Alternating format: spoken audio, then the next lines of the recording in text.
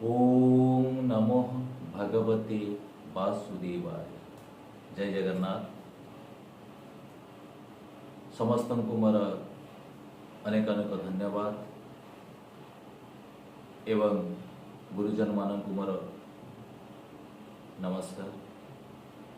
आज आपण मान सम्मुख को आउ एक सुंदर विषय लेके आसुचे। आपण माने समस्ते जानिछन्ति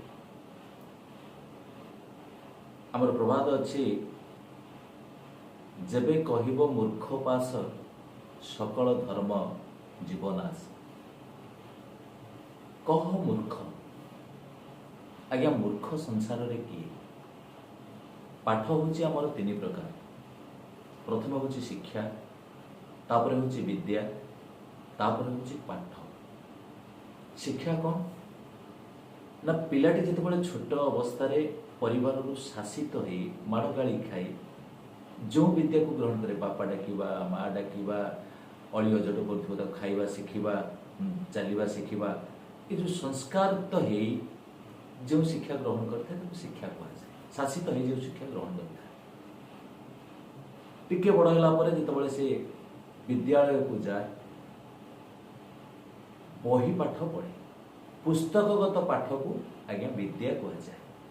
से विद्यालय में शिक्षा आरंभ कला, विद्या पढ़ा तार समस्त पुस्तकगत विद्या को पाठ सरिबा परे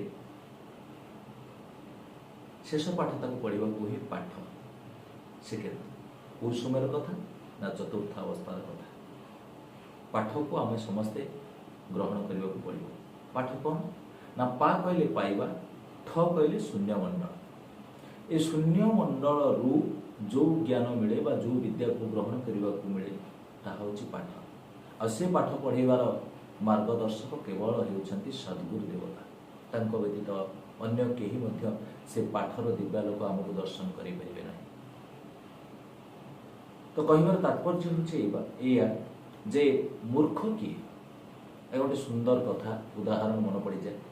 गोटे धोबा धोबा तुठारे प्रत्येक दिन जजमान किसी लुगा को लेकिन गोटे काठगंडी पड़ी था, से काठगंडी ऊपर काचुला।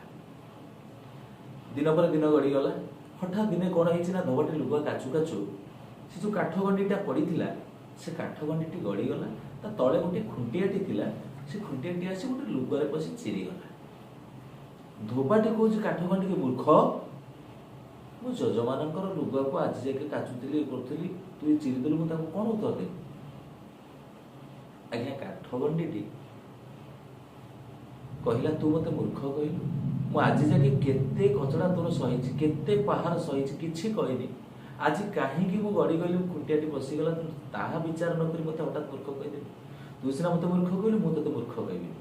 मूर्ख होछि गोटे पत्थरटी जे मो सहित भारसाम्य देकी थिला, मु ता सहित डेरी हेकी थिली। से पत्थर जेमती हल्ली गला, मु गड़ी गली, मो तळे थिबा खुंटियाटी बसिकी लुगा चिरीगला। पत्थर शुणिला कहले हयरे काठगंडी, मु तो सहित भारसाम्य रक्षा करी थिबारु तू जो पहाड़ शोउथिलु तार अर्धेक पहाड़ मु शोउथिली। केते कष्ट मु भी सहिछि, मु तते दिने प्रति उत्तर करिनी। किंतु आज मु काहे के हल्ली गली से कथा विचार न करी तते मूर्ख कहलु। हौ तू जदि मते मूर्ख कहलु, मु किंतु तते मूर्ख कहबिनी। मूर्ख किए ना मूर्ख होउछन्ती ए जो बग बगुली दी जण उड़ी जाउछन्ती, से दी जण होउछन्ती मूर्ख। कहीं से मो ऊपर बसी थे, से जो झापा मारिक उड़ीगले, झापार स्पर्श मु हलीगली और तू गड़ीगलु। बग बगुली उड़ी जाते कान में बाजिला। से कहले आमे कौन मूर्ख हेलु? आमे कौन तुम भाया पाषाण गोटे जगह पड़ू? अरे आमर वर्ण हूँ श्वेत। देखो गर्व आमर वर्ण हूँ श्वेत। श्वेत कहले धला, धला हूँ शांतिर प्रतीक। आमे जगत को शांतिर वातावरण प्रदान कर कौन ना आम एक लय भोजन करूँ। जेकोसी जगार बसी आम अन मीन केतबे पानी की ऊपर उठो मार झाप चल आम एक लय भोजन करूँ। जहाँ करूँ गोटे आम कर्म हूँ गोटे लय गोटे। तेणु आम दिग्दर्शन दे था समाज को जो कर्म जाऊच एक कर्म मन दियो एवं से कर्म मन को निवेश कर लय रखता देख सफल अर्जन कर। तेणु आम कहीं मूर्ख? आम मूर्ख मूर्ख होती कौन ना से कला काउ पले। आज्ञा से समय काउ पले का कहीकि उड़ीकी जाऊँ कान में बाजिला मेले होगी आसी बसीगले। କହିଲେ ଭାଇ ତମର ଆମେ କ'ଣ ଦୋଷ କରିଥିଲୁ ତମେ ଆମକୁ କାହିଁକି ମୂର୍ଖ କହିଲ? ନା ଆଉ ତମେ ନା ସବୁବେଳେ କା କା କା କା କା କା ହଉଛ, ରାତିରେ କା କା, ପୁଅ ରହିଲେ କା କା, କ'ଣ କା କା କାହିଁ ହଉଛ? ନା ଭାଇ ତମେ ଯେମିତି ଜଗତକୁ ଦିଟା ଜିନିଷ ଦେଉଛ ଆମେ ମଧ୍ୟ ଜଗତକୁ ସେମିତି ଦିଟା ଜିନିଷ ଦେଉଛୁ। ନା କ'ଣ? ନା ଆମେ ଏକରେ ଆଲାରାମ କାମ କରୁଛୁ, ଦୁଇରେ ଜ୍ୟୋତିଷ କାମ କରୁଛୁ। ଆଲାରାମ କାମ କ'ଣ? ପଥଶ୍ରମ କରି ଆସିଥିବା ବା ଅକ୍ଲାନ୍ତ ପରିଶ୍ରମ କରି ଆସିଥିବା ଭାଇମାନେ ହୁଅନ୍ତୁ, ବାପାମାନେ ହୁଅନ୍ତୁ କିମ୍ବା ମାଆମାନେ ହୁଅନ୍ତୁ, ଯେତେବେଳେ ବିଶ୍ରାମ ନେଇଥାନ୍ତି, ରାତି ପାହି ଆସିବା ପୂର୍ବରୁ ଭୋର ସମୟ ହେଲେ ଆମେ କା କା କା କା କହିକି ଉଡ଼ି ବୁଲିଲେ ସମସ୍ତେ ଜାଣୁଛୁ ଯେ ରାତି ପାହିଗଲା, ଜାଗ୍ରତ ହେଇଯାନ୍ତି। ଏବେ ସିନା ମୋବାଇଲ ବାହାରିଗଲା, ଟିଭି ବାହାରିଗଲା, ଆଲାରାମ ୱାଲ୍ କ୍ଲକ୍ ବାହାରିଗଲା, ସବୁ ଆଲାରାମ ଦେଇ ଦେଉଛନ୍ତି, ଉଠି ଯାଉଛନ୍ତି। ଆଗେ ଆମେ ପୂର୍ବ ଆବାହମାନ କାଳରୁ ଆମେ ଆଲାରାମ ପ୍ରଥାକୁ କରି କରିକି ଆସିଛୁ। ସେମାନେ ଜାଗ୍ରତ ହେଇଯାଆନ୍ତି, ପୁଣି କର୍ମ ତତ୍ପର ହେଇଯାଆନ୍ତି। ଆଉ କ'ଣ କରୁ? ନା ଜ୍ୟୋତିଷ କାମ କରୁ। ଜ୍ୟୋତିଷ କାମ କ'ଣ? ନା ଏବେ ବି ଅଛନ୍ତି ପୁରୁଣା କାଳିଆ ମା ମାନେ ମୋର, ସେମାନେ ବିଶ୍ୱାସ କରନ୍ତି, ମୁଁ ବି ଦେଖିଛି ଆଖିରେ।